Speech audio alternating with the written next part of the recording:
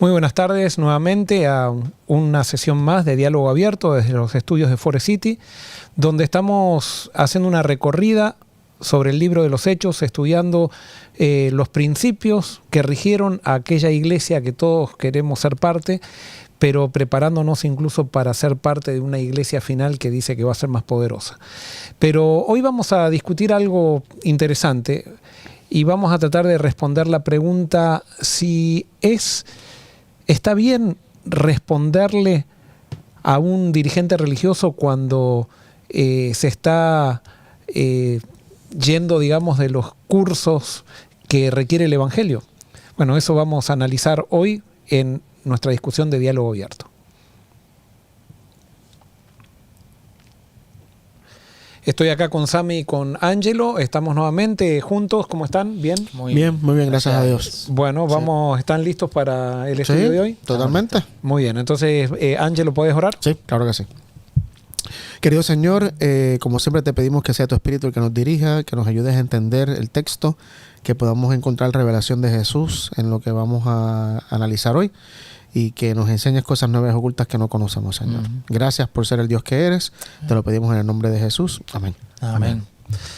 Muy bien, en la última sesión dejamos a Pablo en las escalinatas del templo, donde estaba siendo tomado por los oficiales romanos y salvado de la turba judía, si podríamos decir así, y Pablo le pide al oficial romano dar un speech, un discurso, y él cuenta su testimonio, y todo iba bien mientras contaba su testimonio, hasta que él dice que Dios le dijo que tenía que ir a predicar a los gentiles.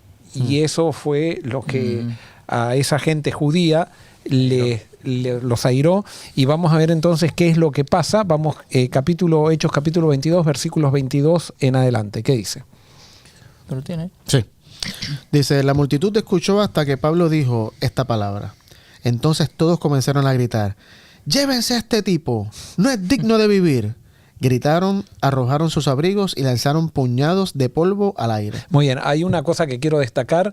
Siempre el celo religioso sin Dios lleva a querer matar al oponente. O sea, increíble. Todo siempre termina en eso, ¿eh? O sea, termina en violar la ley de Dios. Y la gente no se da cuenta. O defendiendo la ley, violan la ley. Que ciega, el coraje es lo que hace el celo religioso, que realmente el celo religioso sin ciencia, sin sabiduría, hace tonta a la gente. Claro, totalmente. Sigo. 24. El comandante llevó a Pablo adentro y ordenó que lo azotaran con látigos para hacerlo confesar su delito. Quería averiguar por qué la multitud se había enfurecido. Muy bien, ahora entonces tenemos el método judío que quiere matar a todo aquel que no piensa judíamente, y ahora el método romano que tienen para averiguar algo, tienen que hacer tortura porque piensa que todo el mundo está mintiendo y tiene que haber algo por detrás.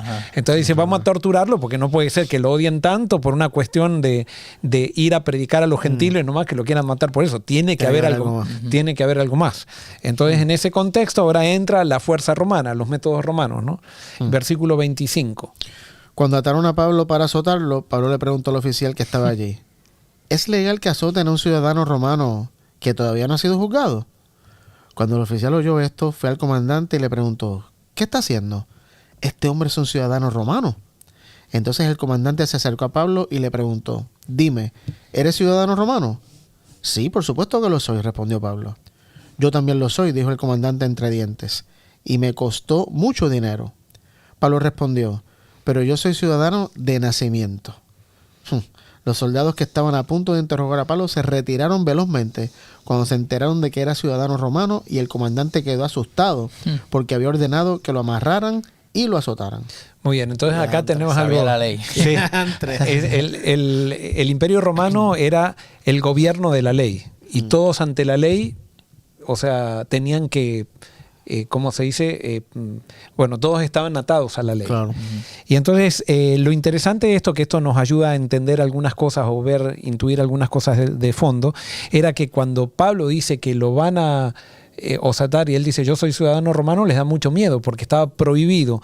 Si no había comprobado un juicio o algo por el estilo, era realmente algo, y como todos estaban atados a la ley, si algún funcionario romano azotaba a otro romano que no había sido juzgado, entonces ese funcionario romano podría ser muerto o podría quitarle el trabajo. Entonces se asustaron. Ahora, ¿por qué Pablo era ciudadano romano? ¿Cómo alguien tan judío que era Pablo llegó a ser ciudadano romano? Entonces la tradición dice que los padres de Pablo eran de Galilea. Y entonces en Galilea hubo, cuando invadieron los romanos, tomaron a campesinos de Galilea y los hicieron esclavos y los llevaron a Tarso o a diferentes partes del imperio, en este caso a Tarso. Y Tarso era una ciudad romana, greco-romana, que tenía un centro de filosofía muy importante que competía con Atenas. O sea, tenía ese centro de filosofía, entonces era respetada la ciudad de Tarso como una ciudad académica, una ciudad preparada, una ciudad culta. Entonces, lo interesante es que en Tarso, los que se transformaran en ciudadanos romanos era la gente ilustre. Así que no sabemos bien cómo el padre de Pablo debe haber llegado a ser alguien ilustre, de esclavo ilustre, que parece un poco la historia de José. Y entonces cuando Pablo nace, no era que Pablo tiene que comprar la ciudadanía romana como este oficial romano que la tuvo que comprar con mucho dinero, sino que evidentemente ya pertenecía a una familia ilustre. Y entonces automáticamente le daban la ciudadanía. Y entonces se asustó porque dice, entonces debe ser alguien importante. Entonces ahora Pablo, ¿qué pasa en Tarso? Pablo evidentemente crece en la sinagoga judía de Tarso, allí aprende los rudimentos judíos, pero entonces después, como el padre era alguien pudiente, lo manda a Pablo a estudiar a Jerusalén y como escuchamos la vez pasada, a los pies de Gamaliel, Pablo se forma. Pero entonces esta situación de ser romano lo favorece a Pablo para no pasar por la tortura. Claro. ¿No? Y por eso a veces es muy bueno tener varias ciudadanías, porque uno no sabe qué es lo que puede pasar en una persecución religiosa, ¿no? Pero el derecho romano es muy parecido al derecho americano. Es más, todo el derecho americano está basado en el derecho romano y el derecho de Occidente, pero especialmente el derecho americano se basa en el derecho romano, ¿no? Entonces, vamos a ver cómo sigue la situación, porque ahora entonces paran y no lo azotan. Y hay que tener en cuenta esto, cómo actuaron los romanos ante su ley, porque ahora vamos a ver qué es lo que pasa con Pablo con los judíos, porque los judíos siguen en la ecuación. Versículos 30 en adelante, ¿qué dice? Al día siguiente, el comandante, queriendo saber con exactitud qué acusaban los judíos a Pablo, le quitó las cadenas y mandó reunir a los jefes de los sacerdotes y a toda la Junta Suprema. Luego sacó a Pablo y lo puso delante de ellos. Ahora es interesante porque ahora Pablo es presentado, ese jefe de la Junta Suprema y el concilio es el Sanedrín, el famoso Sanedrín, del cual Pablo había sido miembro. Entonces ahora Pablo es presentado. Yo me imagino que para Pablo esto, y con la mentalidad de Pablo le encantó esto. O sea, encontrarse nuevamente con sus ex compañeros. Por supuesto, habían pasado muchos años y se había renovado también el Sanedrín. Pero entonces ahora Pablo está frente a una asamblea de la cual había sido parte él, y ahora él va a ser alguien que va a ser juzgado como él juzgaba y como por ejemplo juzgó Esteban, y que Esteban también compareció ante esta asamblea y le trinaban los dientes, dice a los gente del Sanedrín. Ahora Pablo, yo me imagino que ya se imaginaba hacia dónde iba. Eso, Pablo, justamente estaba pensando eso, que si Pablo sabía que el veredicto que iban a dar al final, porque él sabía, en Puerto Rico diríamos, él sabe cómo se bate el cobre, es como él ya sabía cómo iban a actuar. ¿Viste? Ahora, Pablo sabía que él como ciudadano romano no podía tampoco, o sea, estaba protegido, entonces él ahora me imagino que habrá tenido cierta ansiedad para saber con qué iban a acusarlo. O sea, qué iban a usar para acusarlo, ¿no? Entonces, versículo 23, ¿qué dice? Capítulo 23. Pablo miró a los de la Junta Suprema y les dijo: hermanos, yo he vivido hasta hoy con la conciencia tranquila delante de Dios. Entonces Ananías... Hasta ahí. ya. Entonces Pablo dice, yo he Ananías vivido fue con la hasta ahí. conciencia tranquila. O sea, eso es algo muy lindo. Ahora, en mi versión dice entonces Pablo mirando fijamente al concilio. O sea, eso no es simplemente Pablo se presentó, sino que ahora Pablo sabía a quién estaba hablando, sabía la mentalidad concentra. y se concentra como decir, acá voy a decir lo que tengo que decir, ¿no? Y entonces ahora él dice algo muy lindo, que eso es lo que tendría que vivir todo cristiano. Él vive con la conciencia tranquila. Antes él había hecho las cosas equivocadamente, pero así todo tenía, en cierto sentido tenía la conciencia tranquila porque había sido sincero, y cuando Dios lo para, cuando Dios le dice, cuando Jesús mismo le dice que estaba equivocado, él no se resiste a eso, sino que se somete a la revelación de Jesús, ¿no? Y ojalá todos los cristianos podríamos decir con Pablo que tenemos la conciencia tranquila con respecto a lo que Dios nos pide, ¿no? Y entonces, ¿qué pasó? Versículo 2. Fíjense, ahora habíamos visto el método romano, ahora entramos a ver el método judío. ¿Qué dice? Seguro. Bueno, está aquí. Sigue. Entonces Ananías, que era sumo sacerdote, mandó a los que estaban cerca de Pablo que le pegaran en la boca. Mira, rayos. Pero Pablo le contestó, Dios le va a pegar a usted, hipócrita, si usted está sentado ahí para juzgarme según la ley. ¿Por qué contra la ley manda que me peguen? Muy bien, hasta ahí. Entonces ahora fíjense qué interesante. Ananías, cuando Pablo dijo, yo he vivido con la conciencia limpia, no lo soporta eso, porque evidentemente Ananías tenía la conciencia bien sucia. Obviamente. Y era el sumo sacerdote. Y todavía estaba vivo. No, esto no era Caifás, Anás y Caifás. Esto era... No, pero Ananías... Ananías era nuevo. Pensé que Ananías era Anás, el de... No. Anás, ok. Anás y Caifás eran otros. Ananías, ok. Josefo, justamente habla, el historiador Josefo habla de este Ananías como fue puesto en esta época. O sea, esto es algo histórico. Sí. O sea, lo confirma la historia. Sí. Entonces Pablo está frente a Ananías. Ananías, cuando ve que Pablo dice tengo la conciencia tranquila, eso le molesta a Ananías. ¿Por qué? Porque en esa época, para llegar al sacerdocio, que eran los saduceos, llegaban por asesinato, Claro. muchas veces por política, para pagar y todo eso. Y era un tipo Corrupto. que tenía en la boca a Dios y usaba a Dios para tapar sus corrupciones. Algo que pasa mucho en el mundo religioso y en los sistemas religiosos de ahora, ¿no? Entonces le manda a pegar, y entonces Pablo dice, en mi versión dice, no sé cómo dice tu versión. La mía dice, Dios te golpeará a ti, hipócrita corrupto. La mía. En la mía dice, Dios te golpeará a ti, pared blanqueada. Sí, hipócrita. Estás tú sentado para juzgarme conforme a la ley y quebrantando la ley me mandas a golpear. Fíjense los romanos, gentiles, que no creían en Dios, cuando le dicen que la ley dice algo que hay que respetar, ellos enseguida respetan al ciudadano.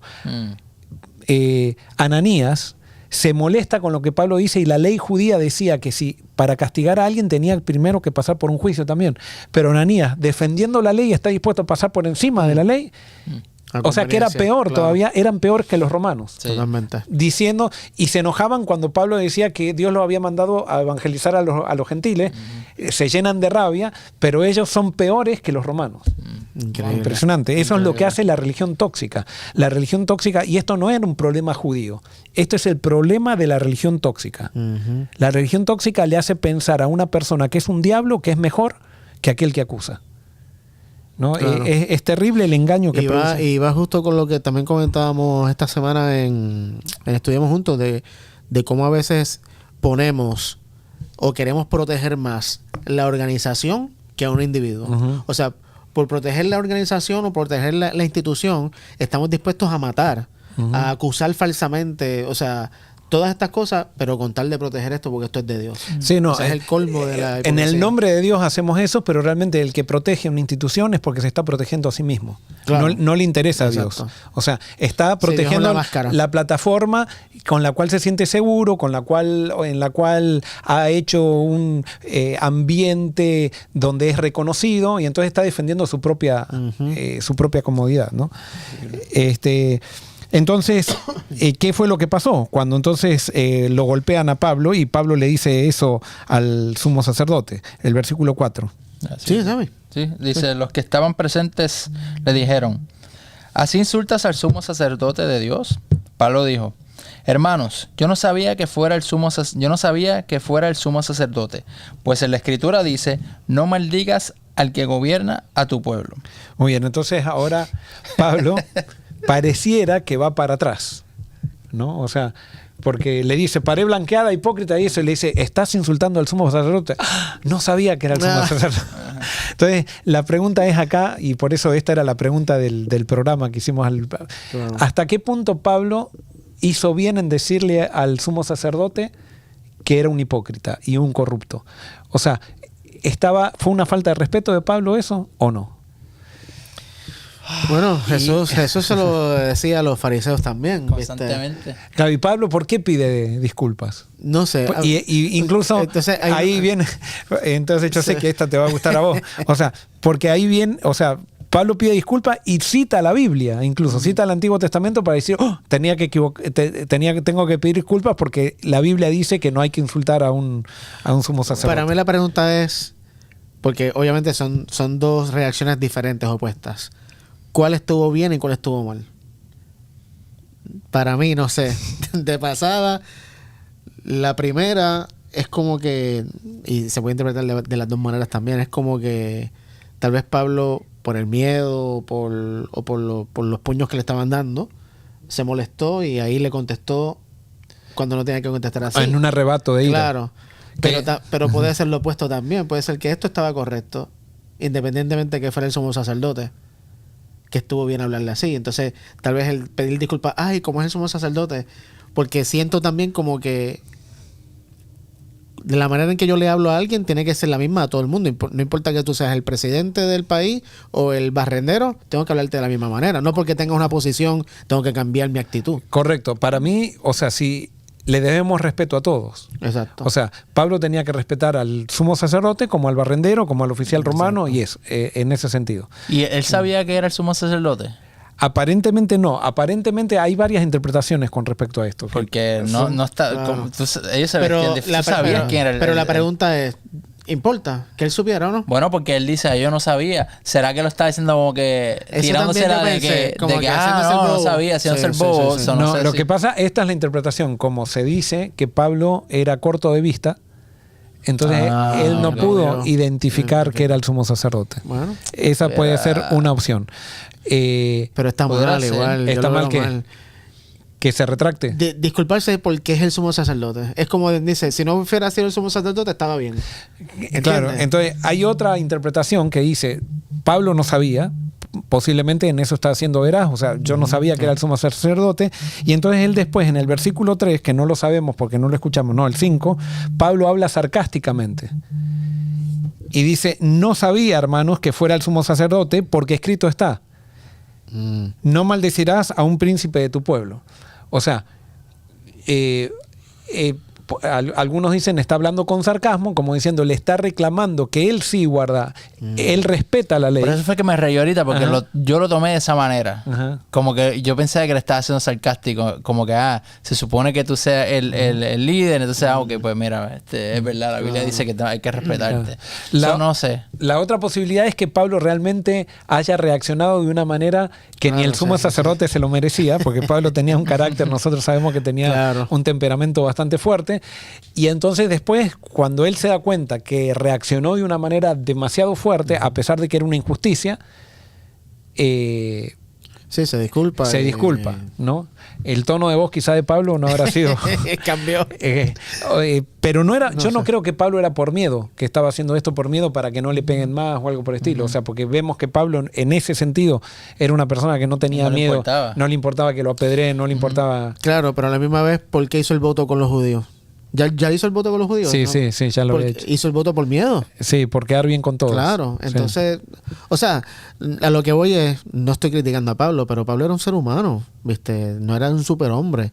Y tenía momentos en que, pues, ¿viste? Tomó decisiones que tal vez no eran las mejores. Como aquí, evidentemente, una de las dos no fue la mejor decisión. Ahora, sea hablarle así o retractarse. Establezcamos algo.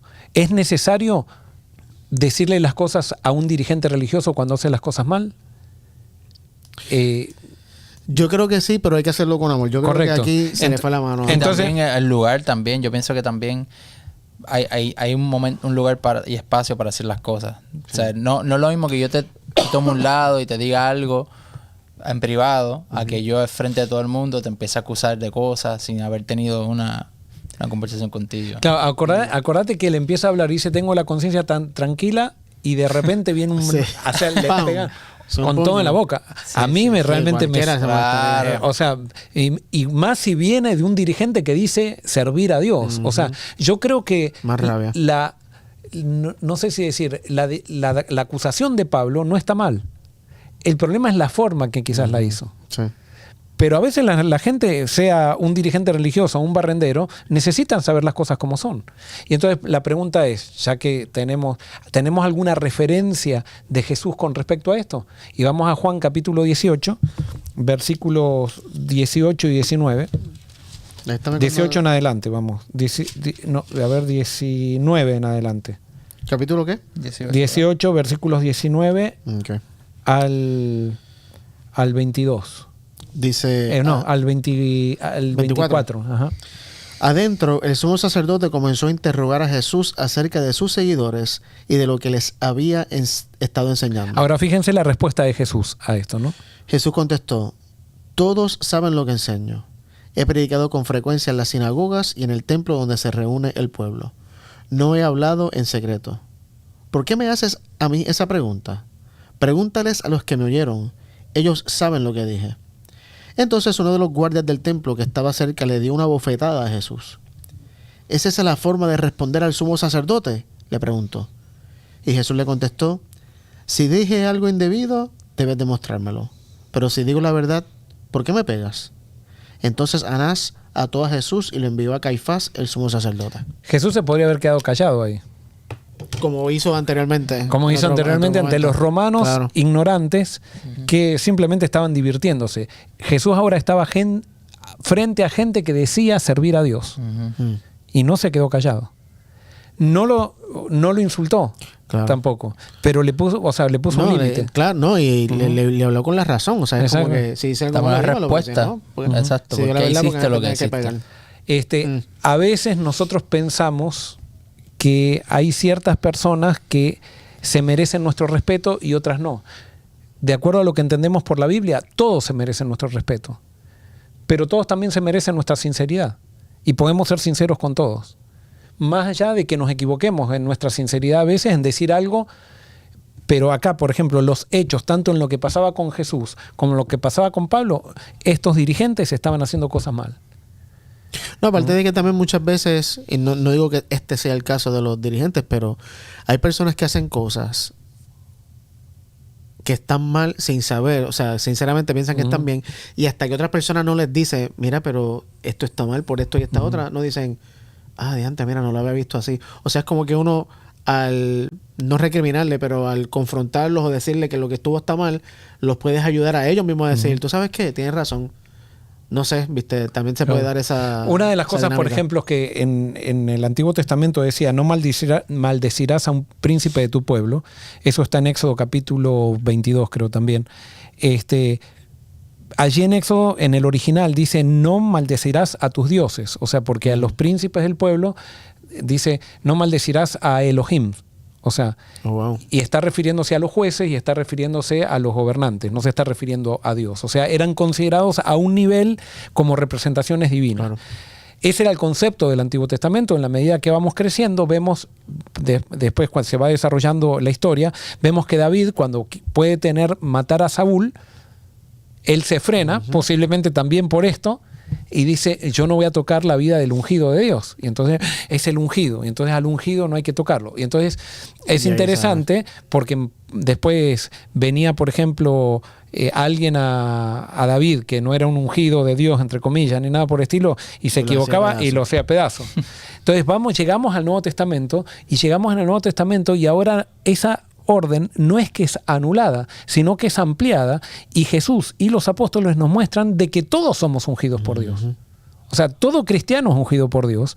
Por lo tanto, ya no es que solamente el rey, somos todos. Todos nos merecemos respeto, todos nos merecemos ser amados, o sea, todos debemos amar y respetar a todos porque todos son sacerdotes.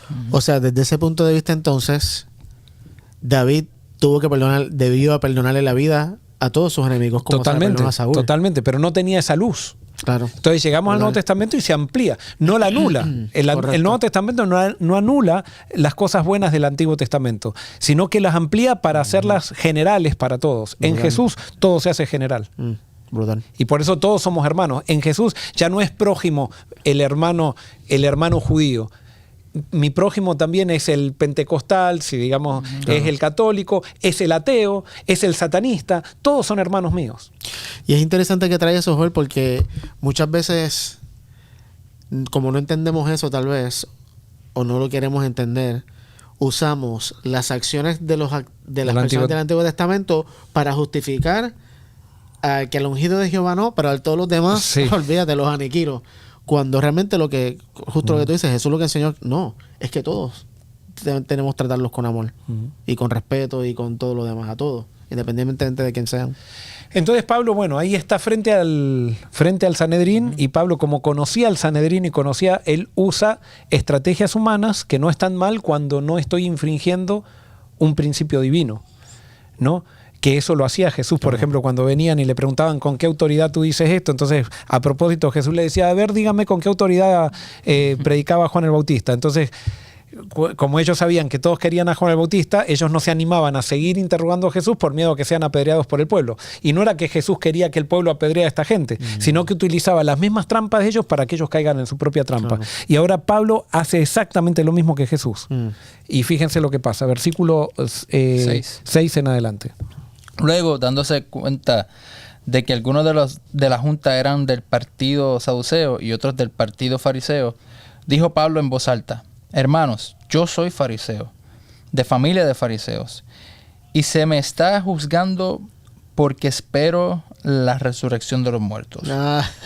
Qué lindo. En cuanto Pablo dijo esto, los fariseos y los saduceos comenzaron a discutir entre sí. Chacho. Y se dividió la reunión. Qué listo. Porque los saduceos dicen que los muertos no resucitan y que no hay ángeles ni espíritus. En cambio, los fariseos creen en todas estas cosas. Todos gritaban, y algunos maestros de la ley, que eran del partido fariseo, se levantaron y dijeron: este hombre no ha hecho nada malo. Tal vez le ha hablado un espíritu o un ángel. Como el alboroto era cada vez mayor, el comandante tuvo miedo de que hicieran pedazos a Pablo, por lo cual mandó llamar a unos soldados para sacarlo de allí y llevarlo otra vez al cuartel. A la noche siguiente el Señor se le apareció a Pablo y le dijo: ánimo, Pablo, porque así como has dado testimonio de mí aquí en Jerusalén, así tendrás que darlo también en Roma. Muy bien, entonces esto lo tendríamos que ejemplificar con algo. Es como si pusiéramos a... el Sanedrín estaba compuesto de conservadores y liberales. Los liberales eran los saduceos y los conservadores los fariseos. Entonces Pablo había sido conservador. Entonces pero los fariseos eran mayoritarios en el Sanedrín. Los saduceos eran los que tenían más poder en el sentido económico y eso, pero eran los minoritarios. Entonces Pablo, sabiendo eso, Chacho, lo usa ahí. Lo usa sabiendo cómo eran ellos. O sea, utilizando los mismos problemas que tenían ellos, Pablo les tira una pelota ahí que los divide, ¿no? Es como si diría, yo soy fariseo y soy antiabortista frente a los liberales que son abortistas, y ahí al meter esa discusión se empiezan a pelear ellos. O sea, salen los verdaderos colores de ellos porque ellos por naturaleza siempre estaban peleados. Simplemente que se han orado contra Pablo, pero él le tira la carnadita y rápido salen los verdaderos colores. Y entonces ahora, por defender su doctrina, los fariseos lo terminan defendiendo a Pablo. No porque les interese Pablo, sino porque les interesaba a ellos. Pablo no estaba ahí por eso. ¿Por qué? Por la resurrección de los muertos. No sabemos tampoco. O sea, pero sí creían eso. Sí, pero no está toda la historia ahí tampoco, porque no sabemos si en el discurso, o sea, si Lucas, el discurso puede haber sido más largo. Y puede ser que mencionó la resurrección de los muertos en el discurso. Pero hace sentido. Mi esperanza está en la resurrección de los muertos porque Jesús resucitó. Claro. Exacto. No hubiera era por Jesús. Está buscando, si Jesús no hubiera resucitado, él no tenía predicación. Solo habrá hecho literalmente así, sabiamente, diciendo de que... Yo creo que no mintió. No utilizó un recurso, un recurso engañoso para poder salir de la situación. Es una estrategia, porque él puede haber dicho, yo estoy aquí por Jesús. Pero si hubiera dicho Jesús, nadie le iba a hacer caso. Claro. O porque le predico a los gentiles. Claro. Estoy aquí porque... Pero eso no los iba a dividir, eso los iba a unir. Exacto. Porque ninguno quería predicarle a los gentiles. Pero entonces Pablo tomó algo que los dividía Y que entonces, justamente el factor, los fariseos comenzaron a decir, puede ser que él sea dirigido por Dios, que esto, por lo otro. Increíble. Y entonces no pudieron tomar un voto para que él, para condenarlo. Eso tuvo que haber sido Dios que le dio esa... Y sí, y tenemos que de alguna manera es Dios, porque Dios le dice, ten ánimo. O sea, no fue fácil para Pablo, pero Dios es lindo porque Dios le dice, ten ánimo, Pablo, pues como has testificado de mí en Jerusalén, así es necesario que testifiques en Roma. ¿A dónde quería llegar Pablo siempre? A Roma. Bueno. Ahora Dios le dice, mira, no te preocupes, que a Roma vas a llegar. Quizás no como pensaste en el principio, pero a Roma vas a llegar. Y eso a Pablo le da mucha felicidad. Tremendo. Y bueno, y así terminamos entonces con el repaso de hoy, con lo que nos tocó, y hoy vamos a seguir entonces con este viaje, ahora que ya no es un viaje misionero, aunque va a tener características evangelísticas y misioneros, quizás el más poderoso de Pablo, de todos los viajes que hizo, cuando Pablo entonces es encarcelado y va a Roma. Así que vamos a seguir en el programa que viene hablando de esto, pero entonces, ¿podría Sammy despedirnos con una oración? Claro. Padre, gracias por tu misericordia, por tu amor. Pedimos que tu Espíritu nos siga guiando, Señor, que cada vez nos llenen más de tu sabiduría, que podamos conocerte cada vez más a ti, Señor, y que en momentos difíciles, si nos encontramos en alguna situación en la que no sabemos qué hacer, qué no hacer, qué decir, que podamos buscar respuesta de ti, Señor. Y que estemos llenos del Espíritu para cuando lleguen esos momentos difíciles que tengamos que responder, lo podamos hacer de acuerdo a tu voluntad, de acuerdo a tu carácter, de acuerdo a tu amor. Gracias por todo. En nombre de Jesús. Amén. Amén.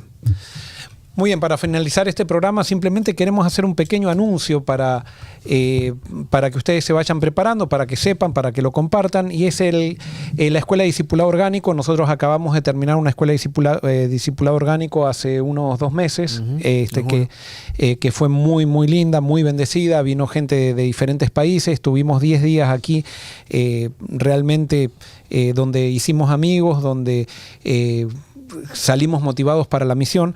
Y el año que viene, a raíz de que hay mucha gente que está pidiendo también, estamos acercando la Escuela de Discipulado Orgánico, la vamos a sacar de acá, no la vamos a hacer aquí en Estados Unidos, no va a ser aquí en Forest City, sino que va a ser una Escuela de Discipulado Orgánico en el exterior, que va a ser en Europa.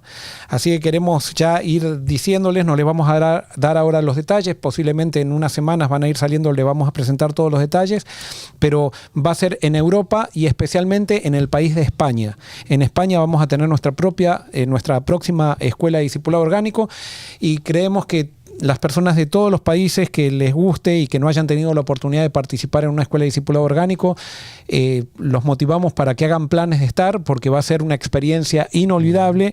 Realmente va a ser en un lugar muy lindo. Vamos a estar, esperamos que realmente sea una escuela de discipulado diferente, en el sentido de que cada año le vamos agregando más cosas. Así que les pedimos que ustedes lo tengan en cuenta, y si usted cree que puede ir, ya lo anunciamos con anticipación para que haga sus planes, reserve las fechas que vamos a decirle más adelante, pero va a ser en el mes de julio del año 2025.